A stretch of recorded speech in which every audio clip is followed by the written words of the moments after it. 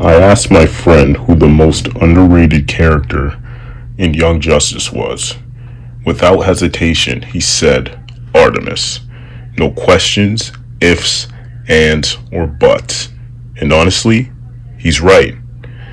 Have you ever had family problems? Known someone who's lost a spouse? Been forced to raise a family member as your own?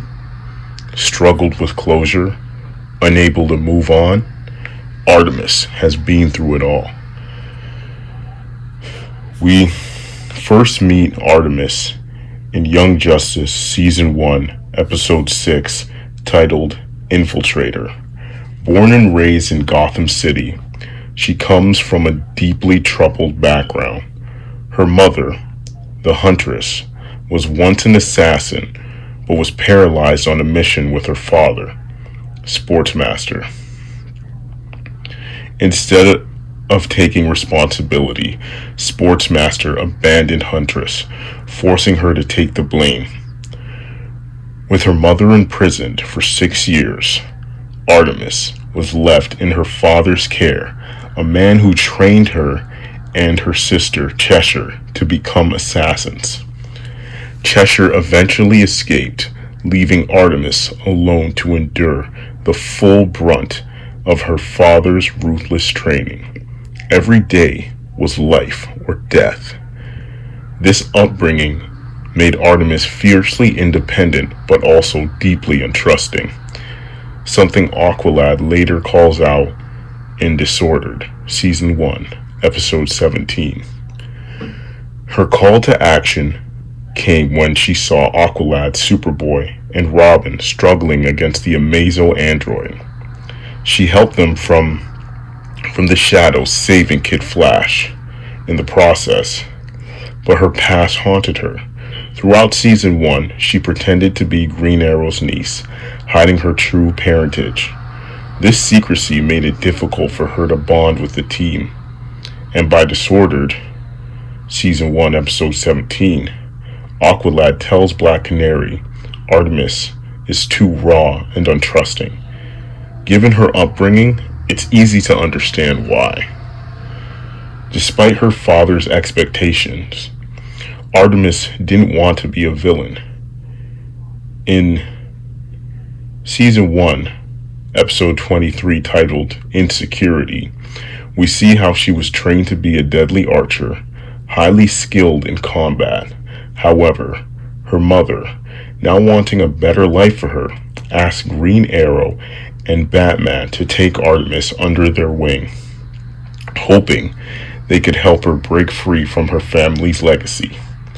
This episode encapsulates Artemis's insecurities about her family secrets, especially as Cheshire and Sportsmaster are working together.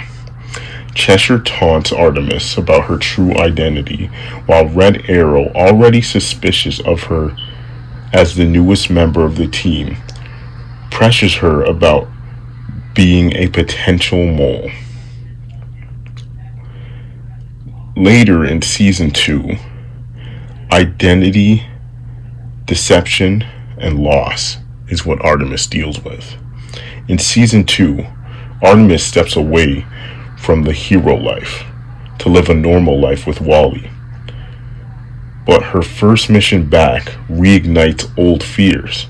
Wally worries that Artemis will once again fall in love with the thrill of heroism, despite the risks.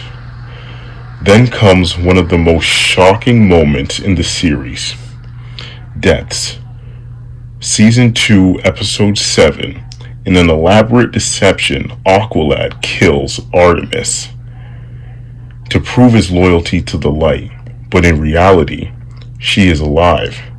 Using a glamour charm enchanted by Zatanna, Artemis assumes a new identity, Tigress. While Aqualad acts as a double agent, Artemis faces an identity crisis. Only Wally, Nightwing, Aqualad, and eventually Miss Martian know the truth. One of her most defining moments comes when she infiltrates Black Manta's ship to restore Aqualad's mind. She convinces Miss Martian to let herself be captured despite the risks. When Black Manta begins to suspect Miss Martian is stalling, he orders Tigress to kill her once the psychic healing is complete. To save Miss Martian, Artemis makes a bold move. She releases her inhibitor collar. Meanwhile, her father, Sportsmaster, and her sister Cheshire arrive, seeking revenge against Aqualad and Black Manta. McGann links them psychically to reveal Cheshire and Sportsmaster that Artemis is alive. However, Sportsmaster believes it's a trick. To prove her identity to her father, Artemis executes a move that only he taught her. After everything she endured, she survived it all, only to ultimately lose Wally, the love of her life. In the season finale, he sacrificed himself to save the world, leaving Artemis heartbroken. And yet, she wasn't even 20. Season 3. Moving forward, or trying to. In Young Justice Outsiders, Artemis struggles with moving on. She sees her sister who is unable to live a normal life and fears she might be the same way. She helps raise Leon, the daughter of Jade, Cheshire, and Will, formerly Roy Harper, who changed his name after learning he was a clone and found out that the original Roy Harper was still alive. The responsibility is immense. By Overwhelmed, Season 3, Episode 25, Will makes a romantic effort, but Artemis is still healing. Losing Wally left a wound that time alone couldn't fix. Desperate for closure, she turns to Zatanna, willing to go to any lengths, even consulting Wotan, a powerful sorcerer, to see Wally one last time. Zatanna warns her she cannot bring back the dead, only reach his soul in limbo. The risk is great. If she stays too long, she'll be lost forever. And for a moment, she nearly gives in. But Wally, still a hero, even in death, saves her.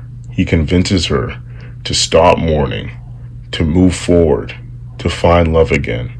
He tells her to live. With the help of Miss Martian's telepathy and Zatanna's magic, unbeknownst to Artemis, she created the scenario in her own mind. She worked through the pain on her own. By the end of Season 3, Artemis has grown into a strong mentor and leader, especially for Violet and Terra. Despite everything she's lost, she continues to guide and protect the next generation of heroes. Why Artemis deserves more recognition. Artemis has endured more than almost any other character in Young Justice. A traumatic childhood, a life of deception, the constant struggle between her past and her future. She lost the love of her life before she even turned 20. Yet, she keeps fighting, keeps leading, keeps living. The fandom still hopes for Wally's return, but whether or not that happens, Artemis' story is one of resilience, strength, survival, and that's exactly why she deserves far more recognition than she gets, and why Artemis is Young Justice's most underrated character.